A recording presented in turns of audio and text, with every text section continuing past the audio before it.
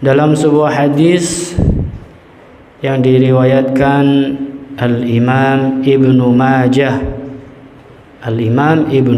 hadis nomor 4228 dari sahabat Abu Kabsyah Al-Anmari radhiyallahu an. Beliau menceritakan, qala Rasulullah sallallahu alaihi wasallam, mathalu hadhil ummah kamathali arba'ati nafar. Permisalan atau tamtsil umat ini ada 4 golongan. Ini berkaitan dengan harta ya. Yang pertama, tamtsil yang pertama, rajulun atahullahu malan wa ilman fahuwa ya'malu bi'ilmihi fi malihi yunfiquhu fi haqqihi. Perumpamaan yang pertama sebagaimana seorang laki-laki atau seorang golongan yang diberikan oleh Allah Subhanahu wa taala kepadanya harta, kekayaan dan ilmu. Itu perumpamaan yang pertama. Dengan ilmu tersebut, orang tersebut mengamalkan ilmunya dan dia tahu hak-hak harta tersebut, sehingga harta itu ditasarrufkan, dibelanjakan di dalam hal-hal yang baik, dikeluarkan zakatnya, dikeluarkan infaknya, semua hartanya itu diperuntukkan untuk berjuang di jalan Allah Subhanahu wa taala. Ini golongan yang pertama ya, golongan yang pertama. Sehingga di dalam hartanya itu dia tahu betul harta ini ada hak-hak fakir miskin, zakatnya dikeluarkan. Kemudian ada orang-orang yang menjadi tanggung jawabnya. Harta itu diperuntukkan untuk orang-orang yang memang kewajiban dia untuk memberikan infak kepadanya, dan diperuntukkan untuk hal-hal yang baik, bangun musola, bangun masjid, bangun sekolahan, bangun pondok pesantren dan sejenisnya. Dan ini ahsanul manazil. Orang yang seperti ini itu orang yang kedudukannya paling bagus. Orang punya harta, punya ilmu, dan dengan ilmunya itu dia mengamalkan ilmunya, kemudian dia mentasarrufkan, membelanjakan hartanya itu, tahu hak-haknya kemana, seharusnya seperti apa. Ini orang-orang yang beruntung lah istilahnya. Kira-kira kita masuk nggak ya di golongan yang pertama ini? Belum. Baik. Yang kedua, golongan yang kedua, warajulun atahullahu ilman wa lam yu'tihi malan fahuwa yaqul law kana li mithlu hadza amiltu fihi mithla alladhi ya'mal. Golongan yang kedua, tamtsil yang kedua, seorang yang diberikan oleh Allah Subhanahu wa taala kepadanya ilmu tapi tidak diberikan harta kekayaan. Dia diberikan ilmu tapi dia tidak diberikan kekayaan. Ini kayaknya banyak nih kayaknya nih ya. Ustadz gitu, guru-guru kita banyak nih diberikan ilmu tapi tidak diberikan harta. Fayaqulu, kemudian orang tersebut, orang ini ya, orang yang kedua, golongan yang kedua berkata, "Lau kana li mithlu hadza amiltu fihi mithla alladhi ya'mal." Dia melihat golongan yang pertama tadi itu. Ini orang yang kedua ya, melihat golongan yang pertama, ada orang yang diberikan harta, diberikan ilmu, kemudian ditasarrufkan dengan benar, dengan baik hartanya.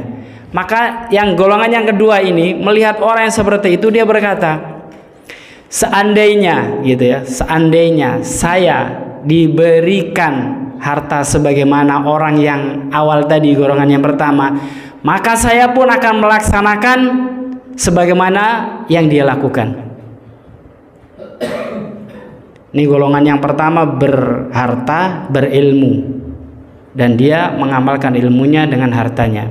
Golongan yang kedua berilmu tapi tidak berharta, tapi dia tahu karena dengan ilmunya itu lalu dia berkata, seandainya saya diberikan harta sebagaimana orang tadi itu, saya pun akan melaksanakan, mengamalkan seperti dia.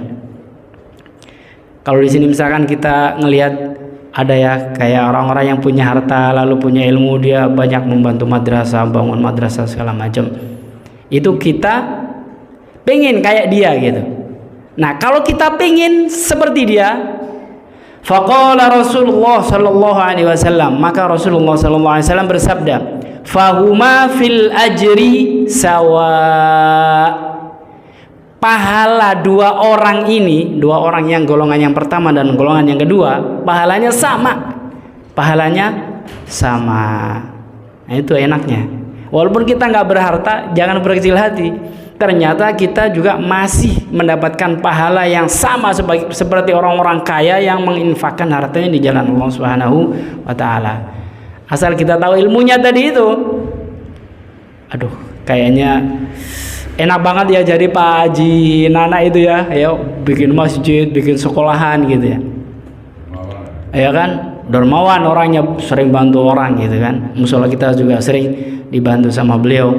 Nah, kita sebagai orang yang tidak punya harta seperti beliau, asal kita punya keinginan yang sama dengan beliau, lalu kita mengatakan, kalaupun saya juga diberikan harta seperti Pak Haji Nana misalkan, saya juga akan sama beramal seperti dia, maka pahalanya kita itu sama.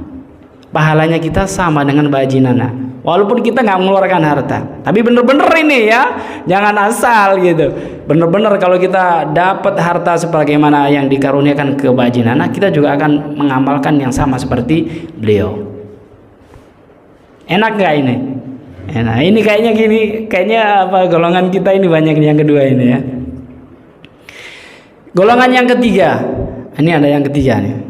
Warajulun atahullahu malan walam yu'tihi ilman fahuwa yakhbitu fi malihi yunfiquhu fi ghairi haqqih.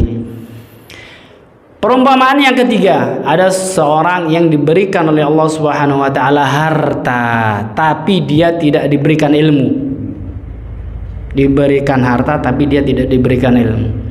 Maka karena tidak diberikan ilmu sama dia, hartanya itu digunakan dengan serampangan, sembrono, ya sembrono. Karena dia nggak tahu, dia nggak pernah berzakat, nggak pernah zakat, apalagi sedekah dan sebagainya, apalagi beli karpet, nggak terpikir bagi dia, karena dia nggak punya ilmunya. Bagi dia, pokoknya senang-senang dia lah gitu ya, dibelanjakan senang dia. Nah, menurut dia itu bagus. Contohnya, diantaranya begini, dia ngundang teman-temannya, dia senengin teman-temannya, dipikir dia nyenengin temennya pakai apa? Pakai narkoba, pakai pesta-pesta itulah, pesta-pesta begitu. Ngerum, bahasa sekarang itu ngerum Pak Haji. Ada ngerum gitu, dipanggil semua temennya, dibayarin semua dalam kemaksiatan. Tapi menurut dia itu bagus, karena memang nggak punya ilmunya. Nah, orang yang seperti ini jangan ditiru. Wal'iyadzubillah ya. Jadi ada orang yang seperti itu, diberikan harta tapi tidak diberikan ilmu. Lalu dengan hartanya itu dia dibelanjakan dengan serampangan, bahkan dalam kemaksiatan. Dan menurut dia tidak tahu. Menurut dia itu baik-baik saja, sah-sah saja. Toh ini harta-harta gua gitu. Itu golongan yang ketiga ya. Jadi ada orang yang diberikan harta tapi tidak diberikan ilmu oleh Allah Subhanahu wa taala. Ini ada golongan yang keempat. Ada golongan yang keempat. Warajulun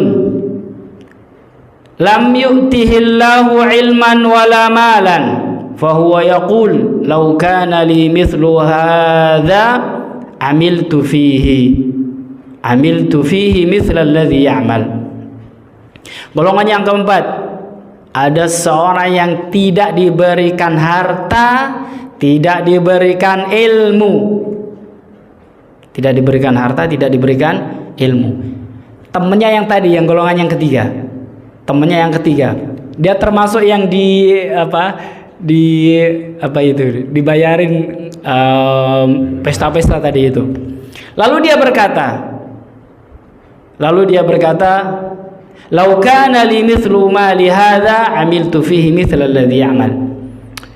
Oh, seandainya saja, yang namanya juga nggak punya harta, nggak punya ilmu, dia ngelihat temennya yang banyak harta ya tadi itu, seandainya saja saya punya banyak harta seperti dia nih, saya juga akan berbuat sama seperti dia. Akan saya undang teman-teman saya, akan saya bayarin semua untuk minum-minuman, untuk berpesta pora. Astaghfirullahaladzim. Faqala Rasulullah sallallahu alaihi wasallam, fahuma fil wizri sawa. Dua orang yang model seperti ini, yang 3 dan nomor 4, di dalam dosa sama. Di dalam dosa sama. Walaupun dia tidak mengeluarkan uang, tapi dia sudah punya niat, sudah punya keinginan, dan dia sudah mengucapkan seperti yang tadi itu, sudah termasuk golongannya, sama dengan orang tersebut. Maka dua golongan ini termasuk sejelek-jelek golongan, sejelek-jelek manusia. Nah, itu sebagai pengantar. Kalau kita punya harta, hendaknya kita tahu, kita pisahkan. Ini untuk zakat kita keluarkan, ini untuk infak kita keluarkan, ini untuk sedekah dan sebagainya kita keluarkan. Dan jangan berkecil hati untuk kita yang kurang beruntung dalam masalah harta kekayaan. Kalau kita punya ilmunya, ya cukup kita pelihara dalam hati kita, dalam niat kita jaga dalam minat kita. Kita juga punya keinginan yang sama dengan orang-orang yang punya harta itu. Kalau kita punya harta banyak, kita juga ingin seperti dia, ya. Kita pengen juga membantu banyak orang, kita juga pengen bantu musola banyak, bantu masjid banyak, bantu tempat-tempat pendidikan. Nah, orang yang walaupun belum punya harta tapi sudah punya niat seperti ini, itu pahalanya sudah dapat. Pahalanya sudah dapat. Enak gak ini? Enak banget nih ya. Iya, baik. Kita lanjutkan kajian kita. 6 harta yang harus dikeluarkan zakatnya, 4 kita sudah ya. Harta yang berupa peternakan, berupa perkebunan atau pertanian, berupa harta emas dan perak, juga uang tabungan. Lalu yang ketiga kemarin harga perniagaan, ya, 4. Ada dua lagi insya Allah kita tuntaskan. Kemudian nanti kita akan ke zakat fitrah. Zakat fitrah nanti kita singgung sedikit aja. Kita masih banyak yang perlu kita pelajari ya Bang Iman. Masih banyak sekali kita perlu pelajari. Ya seperti pernah saya utarakan kepada beliau, yang penting kita sudah belajar 5 dasar. Syahadat, sholat, puasa, zakat, haji. Kan kita sudah semua. Nah, nanti kita kembali lagi ke tentang iman, tentang keimanan ya. Iman kepada Allah itu seperti apa, iman kepada para nabi seperti apa, para malaikat, terus sampai nanti kita belajar sampai, kita pernah utarakan juga sama Pak Haji Sahlan, kita pengen belajar ilmu waris ya, yang selama ini kita lupakan ilmu waris.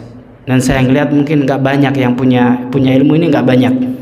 Padahal ini sangat penting, karena di setiap kematian di situ pasti ada harta warisan, dan itu harus dibagi. Yang kelima, zakat al-ma'din, zakatul ma'din. Apa itu al-ma'din? Al-ma'din adalah zakat pertambangan. Weh, kata Mas Harun, awas ada copet. Negara kita sangat kaya dengan sumber daya alam, terutama barang-barang tambang. Ada emas, ada perak, ada macam-macam segala macamnya. Bahkan kata beliau, di seluruh Indonesia, di seluruh pulau itu kaya dengan nikel ya, nikel sangat mahal. Semua itu mahal semua. Tapi yang ada zakatnya secara ainiyahnya, secara zatnya itu ada 2. Apa itu? Emas dan perak. Jadi kalau ada pertambangan atau gunung ya yang dikelola bisa mengeluarkan emas dan perak, itu nanti ada zakatnya. Al-ma'din huwa ma yustakhraju minal ardi bimu'alajatin minal makanil ladzi khalaqallahu fihi biwasitatil alati wa ma'datil hafr. Yang dimaksud barang tambang adalah sesuatu yang bisa dikeluarkan dari dasar bumi dengan cara pengelolaan, dikeluarkannya dari tempat yang Allah Subhanahu wa taala taruh di situ. Jadi di bumi kita itu ada lapisan-lapisan dan di situ disimpan. Di situ disimpan oleh Allah Subhanahu wa taala barang-barang yang sangat berharga yang bisa didapat itu melalui pengelolaan, ya. Pengelolaan dengan alat-alat berat dengan cara itu dibor. Itu kita kurang banyak pengalaman, tapi banyak di negara kita biasanya dikuasai oleh itu ya, hanya orang-orang itu aja yang biasa untuk megang itu. Tapi ini yang ada zakatnya yang berupa emas dan perak, ya, yang berupa emas dan perak. Kalau berupa bensin itu enggak ada. Tapi nanti masuknya ke harta kekayaan yang lain zakatnya, ya.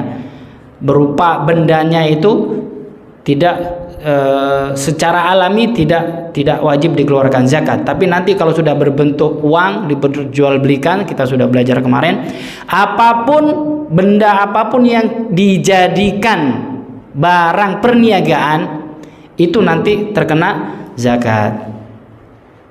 Masih ingat gak yang kemarin? Sedikit. Jadi misalkan mobil nih atau rumah, ya kan? Rumah itu sebetulnya nggak kena zakat, tapi misalkan bisnisnya itu memang jual beli rumah, maka nanti terkena zakat karena rumahnya itu dijadikan barang perniagaan. Dihitung di akhir tahun.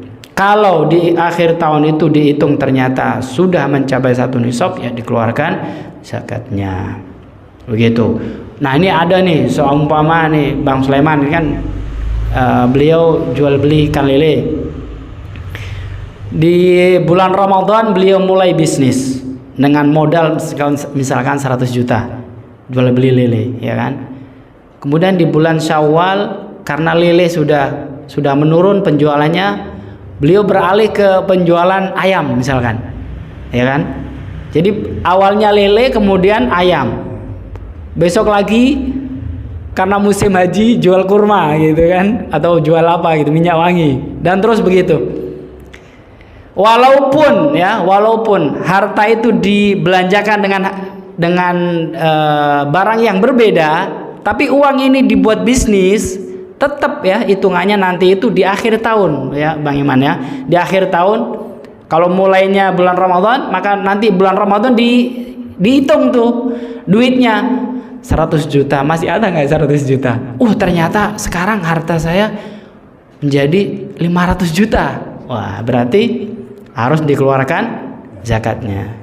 Tapi kalau misalkan di akhir tahun ternyata tetap nih hartanya 100 juta juga, berarti selama ini perkembangannya kurang gitu kan. Tapi karena 100 juta itu sudah mencapai nisab, maka dari modal itu pun juga sudah wajib dikeluarkan zakat. Tidak banyak, cuman 2,5% saja. Kalau misalkan 100 juta, cuman 2,5 juta yang dikeluarkan zakatnya. Dan itu pahalanya besar karena ini berupa ibadah fardu. Pahalanya termasuk besar karena ibadah fardu. Lain dengan sedekah dan sebagainya, karena zakat itu tidak terjangkau nilainya, sangat tinggi nilainya di hadapan Allah Subhanahu wa taala. Terus apa lagi? Syarat-syaratnya, ya, syarat wajib zakat barang tambang. Yang pertama itu ayyakuna dzahaban aw fiddatan. Barangnya memang yang ditemukan itu berupa emas atau perak. Kalau yang ditemukan itu tembaga, kemudian minyak, itu tidak wajib. Tidak wajib dikeluarkan zakatnya. Itu syarat yang pertama. Syarat yang kedua ayyakuna nisaban, mencapai 1 nisab. Siapa yang masih ingat 1 nisab? Nisabnya emas berapa?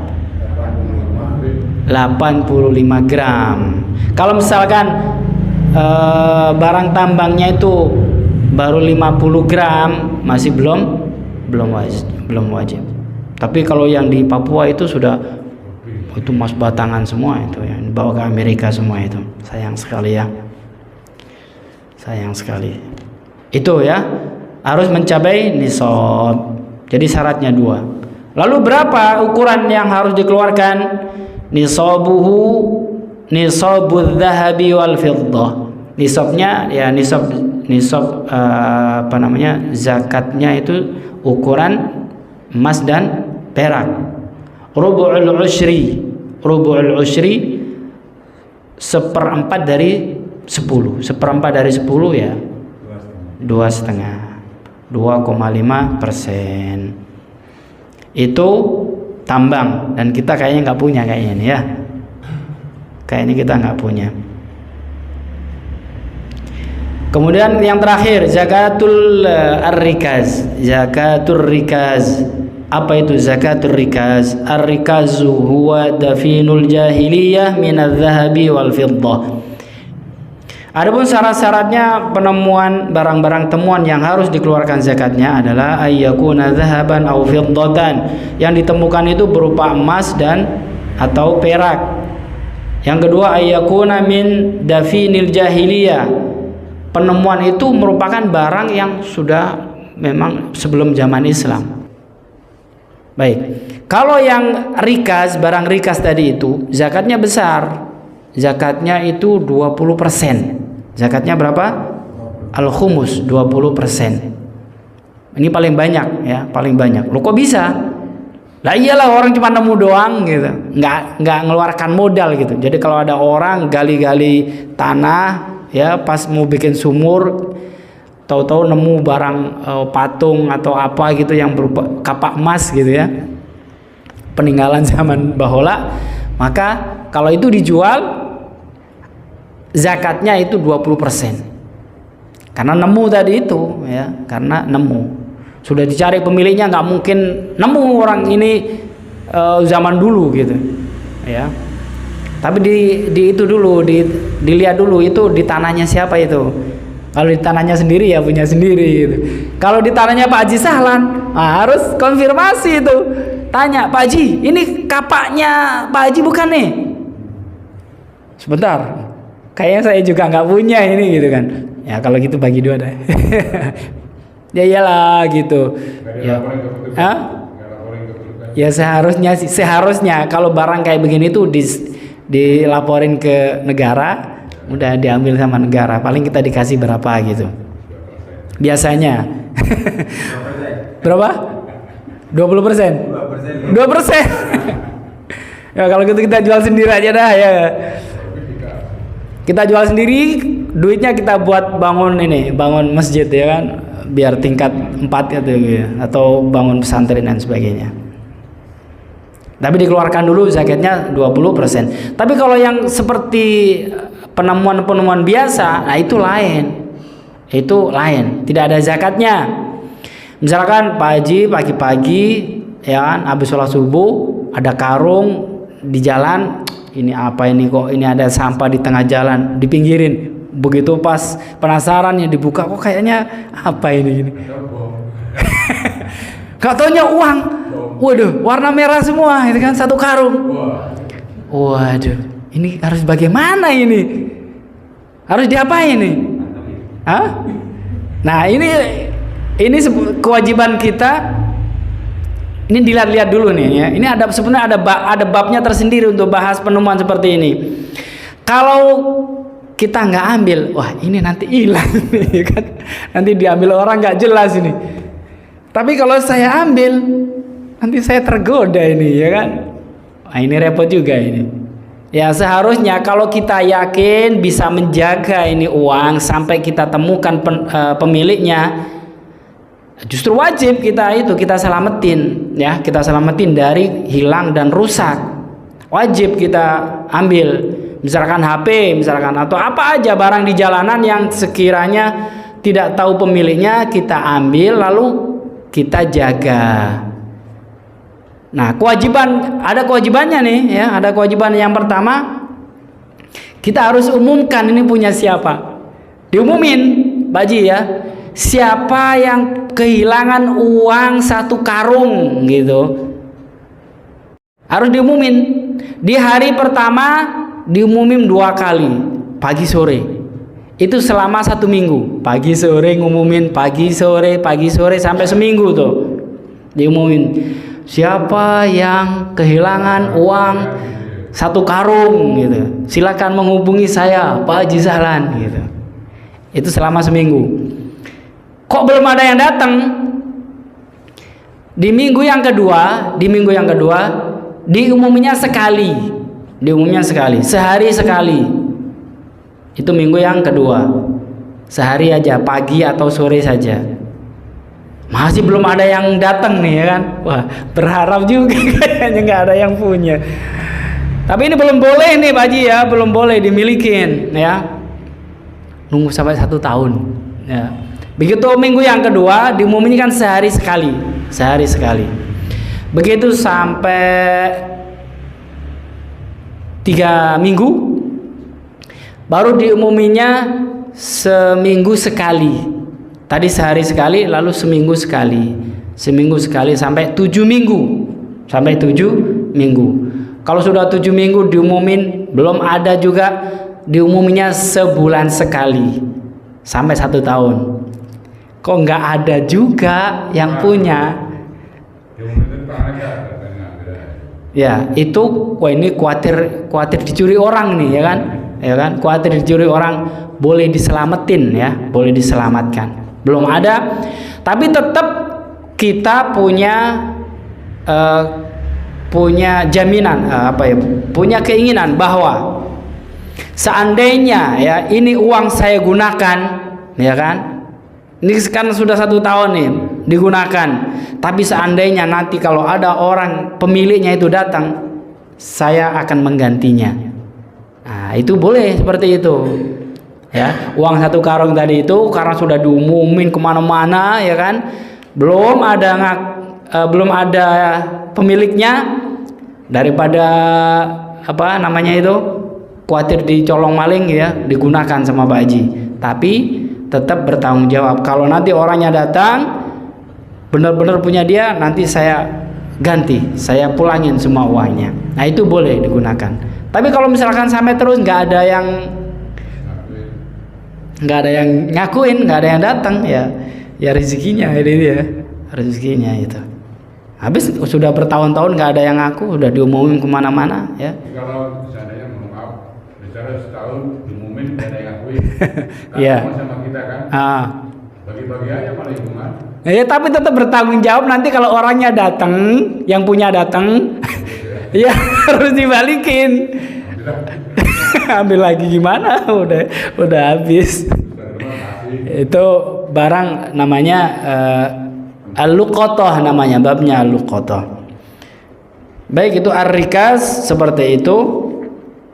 Jadi kasarnya kalau memang kita tidak bisa menjaga, lebih baik nggak usah. Iya, kalau kita nggak bisa menjaganya, kita khawatir menggunakan, sudah tinggalin. Daripada nanti kita beresiko yang seperti tadi itu. Ya, ada barang nih.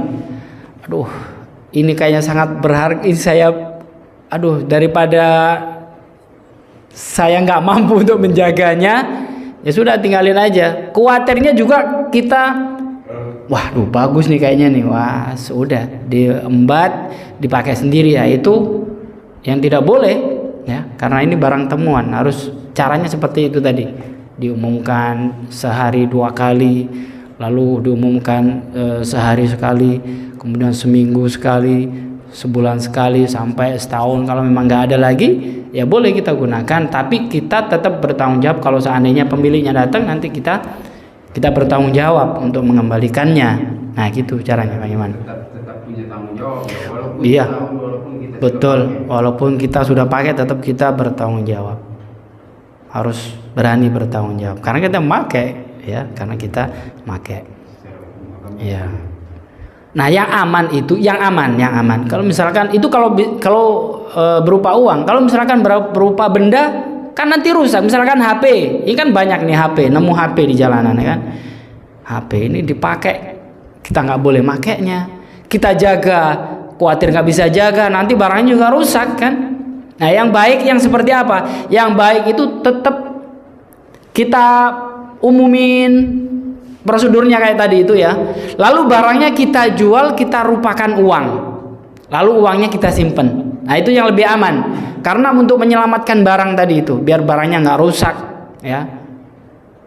Banjir hilang lagi. Kebakaran hilang semuanya kan, repot.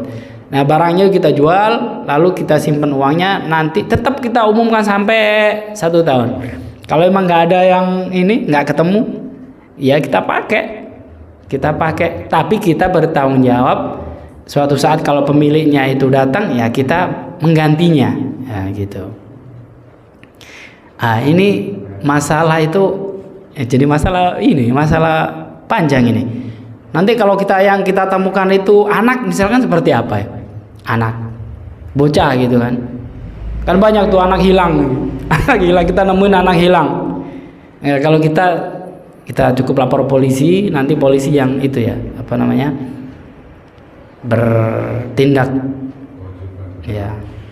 Misalkan kalau malam-malam kita nemuin bocah ya kan nggak mungkin kita langsung ke polisi, pasti kita selamatin dulu anaknya kan, daripada ini anak nanti nyasar, nanti nggak tahu kemana lagi. Tetap kewajiban kita untuk menyelamatkan anak tersebut, baru kita serahkan ke pihak yang berwenang, yang berhak untuk ngurusin itu semua. Baik, kita buka sesi pertanyaan tentang zakat. Apa saja? Zakat apa saja? Zakat rumah apa itu tadi? Kontrakan atau apa? Kalau rumah kontrakan begitu, dia hasil kontrakannya apakah nilai rumahnya? Iya, bagus, bagus sekali. Kalau ada orang yang rumahnya 2 gitu kan, dikontrakan katakan setahun tuh 4 juta. Nah, bagus. Nah, sementara nilai rumahnya kan Besar ya. Nah, ya, baik. Jadi sudah bisa ditangkap ya pertanyaannya. Bagaimana dengan rumah kontrakan atau mobil rental atau barang-barang ya pokoknya yang dibisnisin gitu ya. Coba ingat itu, perhatikan. Itu bukan dijual loh ya. Bukan dijual, tapi itu apa? Disewa ya. Beda dengan dijual. Kalau disewa, misalkan kayak rumah yang dikontrakkan, itu yang diambil, yang dizakati bukan barangnya, tapi hasilnya. Karena rumahnya nggak dijual. Yang dijual, yang disewakan adalah jasanya ya, jasanya. Jadi rumah itu disewa. Maka misalkan kita punya kontrakan 20 pintu ya, 20 pintu satu pintu berapa juta? 5 juta. Udah berapa itu? Udah 100 juta ya, udah 100 juta. Maka sudah mencapai nisab ya kan. Lalu kan itu per tahun ya, per tahun. Bisa dikeluarkan zakatnya, tapi dari hasil sewa, bukan dari rumahnya, bukan dari nilai rumah, tapi dari hasil sewa. Karena itu sewa, akadnya sewa, bukan jual beli. Nah, kalau rumah itu dijual belikan memang untuk jual beli, nah ini yang kena zakatnya besar. Misalkan rumah ini memang dia bisnisnya itu jual beli rumah dijual, beli rumah lagi. Nah, itu nanti modalnya di akhir tahun dihitung. Misalkan yang awalnya modalnya itu 1 miliar, kemudian di akhir tahun ternyata modalnya itu dari 1 miliar jadi 10 miliar, maka 10 miliar itu semua diambillah zakatnya 2,5%. Kecil ya, kecil. Ya gitu ya, bagaimana ya? Termasuk mobil juga, bukan dihitung dari harga mobilnya sama sewanya, bukan, tapi sewanya itu, sewa hasil ya, hasilnya itu yang dihitung. Tapi kan kalau dilihat dari barangnya itu kan kepemilikan barang yang yang dimiliki gitu loh. Betul. Dan dia tidak pakai. Betul. Nah, berarti simpanan gitu ya. Betul. Ya kan ya? Nah, Berarti simpanan itu apakah kena juga zakatnya? iya, baik. Kita kemarin sedikit belajar tentang barang perniagaan ya, zakat perniagaan. Yang dimaksud zakat perniagaan adalah apanya? Barang yang dijualnya dan hasilnya.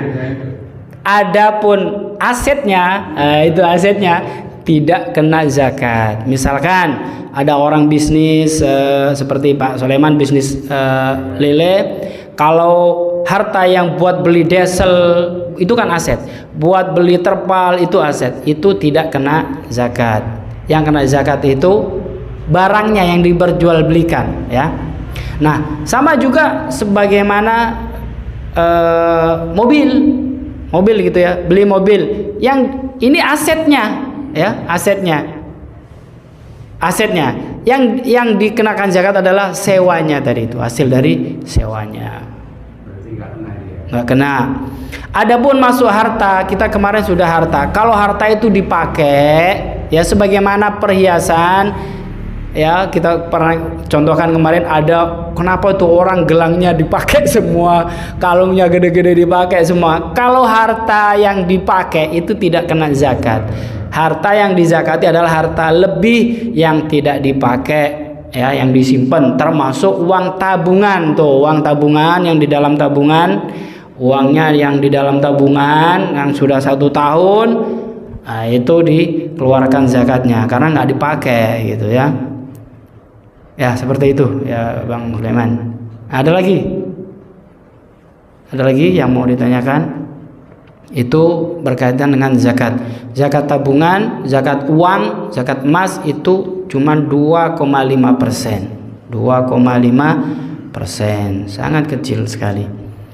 Baik, dalam zakat tambang, barang tambang dan penemuan ya, temuan yang berupa dari harta karun jauh-jauh kemari, itu tidak membutuhkan haul, yang hanya nisab saja. Kalau sudah mencapai nisab dikeluarkan seketika, tidak nunggu 1 tahun ya, tidak nunggu 1 tahun. Misalkan nanti malam ya, Pak Yusuf misalkan gali-gali tanah, lalu nemu emas gitu ya, gelondongan ya, penemuan ya kan. Wah, di situ ada tulisannya itu zamannya siapa gitu, zamannya Korun gitu. Ya, di situ ditulis Korun gitu. Wah, maka seketika itu juga ketika dijual, nah itu sudah langsung kena zakatnya 20% ya. Misalkan lakunya itu 100 juta, maka 20% dikeluarkan 20 juta ya. Begitu nemu emas seharga 100 juta, nggak pakai nunggu besok-besok, nunggu 1 tahun, enggak. Ketika nemu itu sudah diuangkan, dikeluarkan 20%. Kalau nilainya 100 juta dikeluarkan 20 juta. Nah itu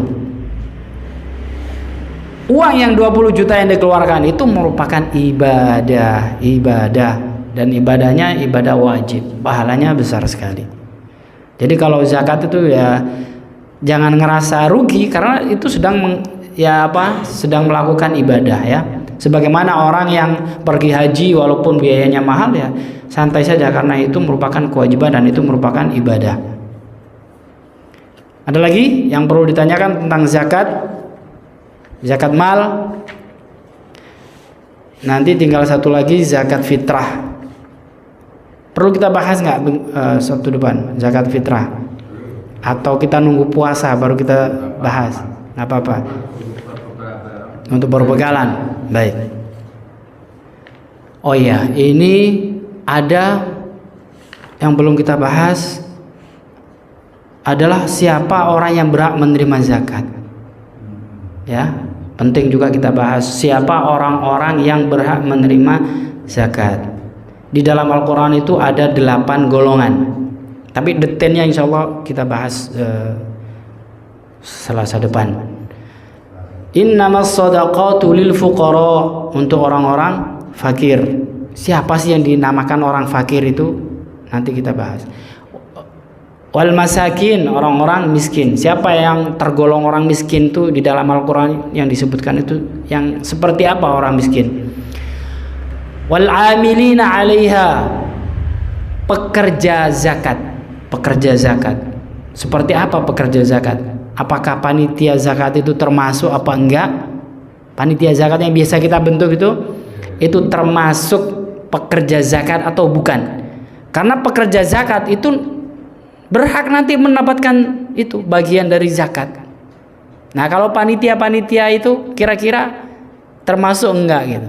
Kalau memang digolongkan termasuk, ya nanti dia berhak untuk menerima zakat. Tapi kalau dia enggak termasuk petugas zakat, ya tidak boleh menerima zakat. Wal muallafati qulubuhum, kemudian orang-orang yang terlunakkan hatinya, ya, maksudnya itu orang-orang yang baru masuk Islam. Kemudian wafir riqab, kemudian para budak yang mukatab, yang sudah ada perjanjian dengan tuannya, dia akan merdeka dengan membayar sekian, dia dimerdekakan. Itu boleh menerima zakat. Tapi zaman sekarang sudah nggak ada. Kemudian wal gharimina, orang-orang yang punya hutang. Oh, ini enak nih kayaknya nih, penasaran kita nih. Siapa saja nanti orang-orang yang punya hutang yang seperti apa yang boleh menerima zakat? Oh, enak nih Wajib, ini perlu ini. Ya kita bahas nanti. Hutang yang seperti apa yang boleh menerima zakat? Ya berapa saja? Iya, berapa saja. Nah, nanti kita bahas ya. Jangan bolos ya. Lalu fi sabilillah, sabilillah ya kita maknai sabilillah. Wabnu sabil dan ibnu sabil. Itu ada, jadi ada 8 golongan. Insyaallah Selasa depan akan kita bahas secara tuntas. Mudah-mudahan ada yang termasuk. Nah, nanti kita bisa zakat ke situ, nggak usah jauh-jauh. Nanti kita boleh latihan ya, bagaimana kita boleh latihan kalau kita punya sedikit rezeki, kita praktek.